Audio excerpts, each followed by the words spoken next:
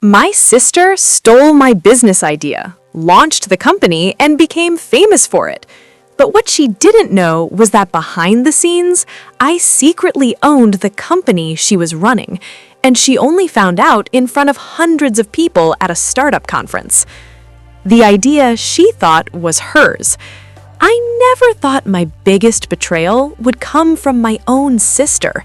For context, my name is Adrienne Cole. I'm 32, and my younger sister, Maya Cole, has always been the golden child in my family. She was loud, confident, and charming, the kind of person who could walk into a room and make everyone love her in 5 minutes.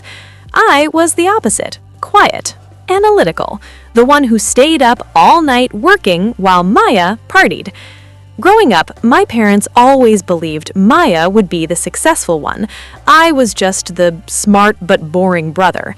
But that never bothered me much until she stole the one thing that actually mattered. 3 years ago, I started working on a business idea, a platform that helped small local businesses create affordable digital marketing campaigns using automation. It took me almost 18 months of coding, research, and sleepless nights to build the prototype. I didn't tell many people about it, except Maya. That was my first mistake. The betrayal. One night during a family dinner, Maya asked me about my work.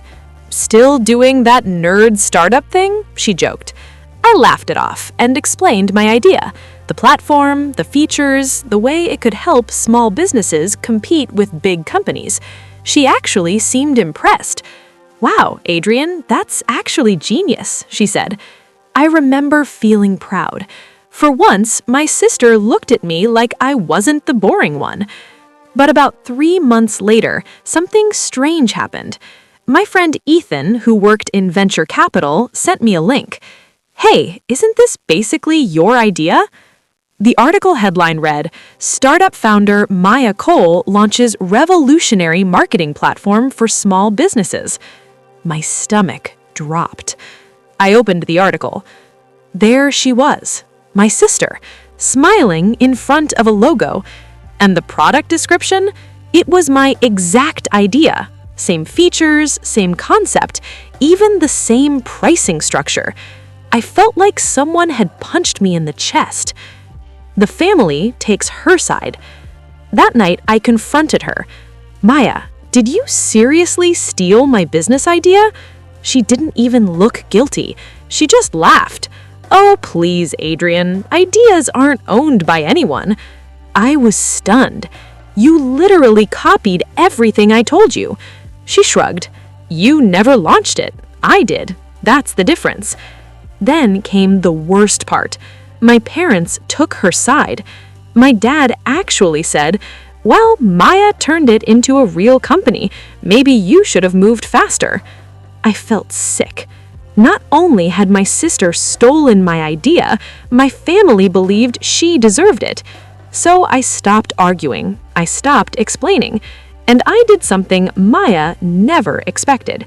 I stayed quiet. What Maya didn't know was something very important. 2 years earlier, I had already started building something bigger. While Maya thought I was just working on an idea, I had quietly joined a startup incubator with a few investors. Together, we created a parent company that specialized in acquiring promising tech startups and scaling them. And guess what company caught our attention 6 months later? Maya's startup. Her company had a great concept, but terrible infrastructure. Weak back-end, security issues, no long-term scalability. In other words, she needed investors. Our investment firm offered to buy 70% of her company and help grow it. She accepted immediately. She was too excited about the money and press to read the details carefully. Because the holding company that bought majority ownership? Yeah, I owned 51% of that company. The conference.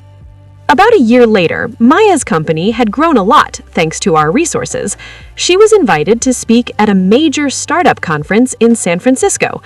Our investment firm was listed as the parent company sponsor. Maya had no idea I was attending.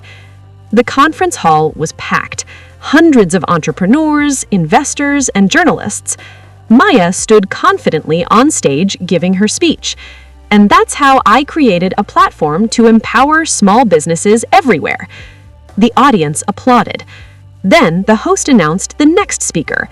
Now we'd like to invite the majority owner of the parent company that scaled this startup to success, Adrian Cole. The moment Maya heard my name, her face went pale. I walked onto the stage. The audience clapped politely.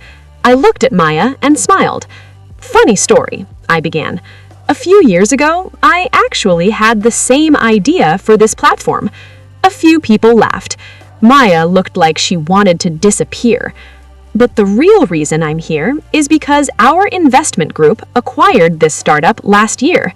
The giant screen behind us showed the ownership structure. Parent company, majority shareholder, Adrian Cole, 51%. The room went silent. Maya stared at the screen in shock.